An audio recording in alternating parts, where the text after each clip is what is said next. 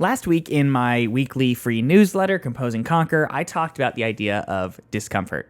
Now, I thought this would make a great YouTube video as well, so we're going to dig in a little bit today to talk about this. But I want to share why I'm talking about discomfort in the first place and why I believe it is so necessary in order to grow as a creative person. Through the duration of my time trying to go full-time as a composer, I have experienced a ton of discomfort, both in my personal life and my professional life. I've also noticed that many of my students in the Composing Career Bootcamp and elsewhere experience very similar points of discomfort.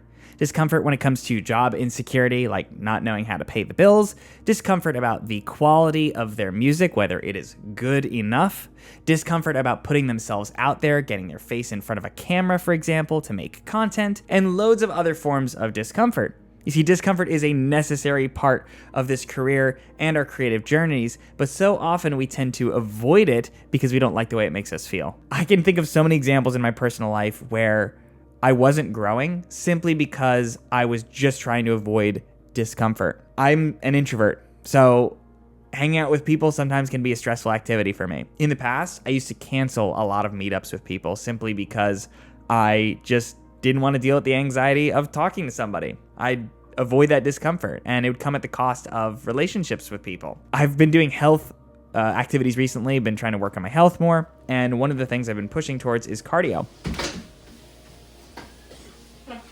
I used to avoid cardio for years because cardio was something that would make my heart race. And the feeling of a racing heart was something I really didn't like. So I'd avoid it. And a really common example I hear from other people, and I experience too, is if I'm trying to grow as a composer and I'd be listening to music that I really liked and it started to intimidate me, like, oh, I could never do that, I would shut it off. So instead of digging deeper, trying to understand it, trying to grow, I would just shut it off. Say, I don't want to listen to it anymore. I don't like it. I don't know. So you can see that the habits and the behaviors that I had centered around not wanting to feel uncomfortable were actually the exact things that were preventing me from growing. So the first key point here they have to recognize is you want to get better at something, you're going to have discomfort. It is absolutely necessary. And if you really think about it, your discomfort is a signal to you that you may be growing. It's actually your North Star. When you feel discomfort, in some cases, it could actually mean you're doing the right thing as opposed to the wrong thing. But let's talk about where that discomfort's actually coming from. What are we actually feeling? Why are we avoiding growth in the first place? Well, what does it mean to get better at something?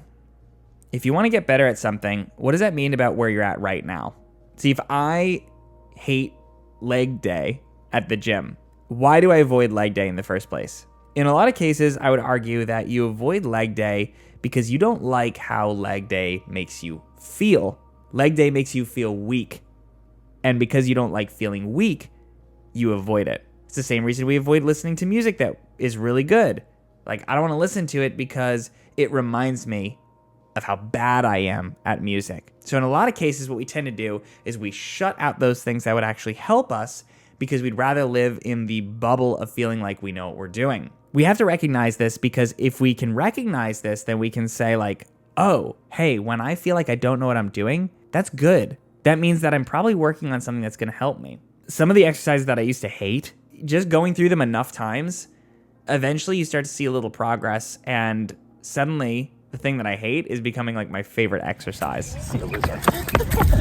I have so many like that, and I never thought that that would be true for me, but it is. And if you can pursue the things that you really feel uncomfortable about over and over again, don't let your emotions run you. Just do it. Just show up for those things consistently.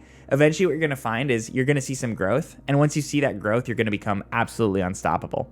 Now, all of that to say, there is a fine line between discomfort that makes you feel like you're growing and discomfort that just totally shatters you and makes you feel burnt out and exhausted and depleted. There's a really great chart I wanted to show you. This was sent to me by my therapist, and I think it's just fascinating. For people who are, for example, working a full-time job, this is probably their comfort zone, right? So maybe they describe themselves as feeling like stable, secure, low risk, unchallenged, specifically people who want to pursue a creative career.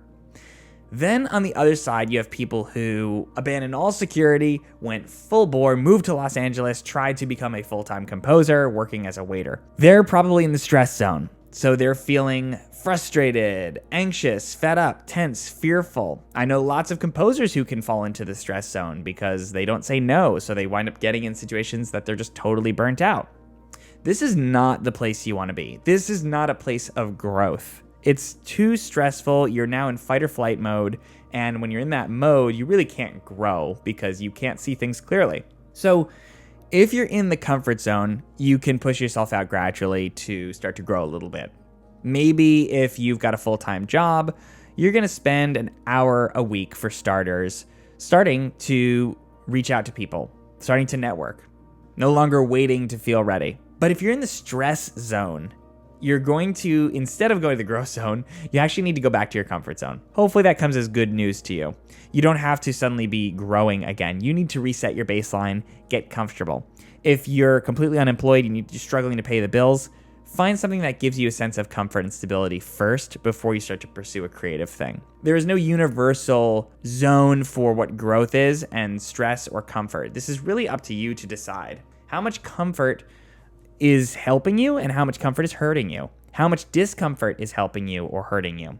Where is that sweet spot for you where you feel like it's enough challenge for you to grow, but not so much that you get overwhelmed? Dialing this in is one of the most important skills as a creative entrepreneur, someone who's trying to be a composer full-time or just get paid to do it. No one is going to define what that growth zone looks like for you. It's up for you to decide honestly and to continue to stay in that zone and adapt to it as it goes. So this week, I encourage you to just think a little bit about comfort and discomfort. Where are you at right now? What's become too comfortable? What's become too uncomfortable? And how can you sort of reset your baselines a little bit so that you can pursue things and accept that discomfort is necessary in order to grow?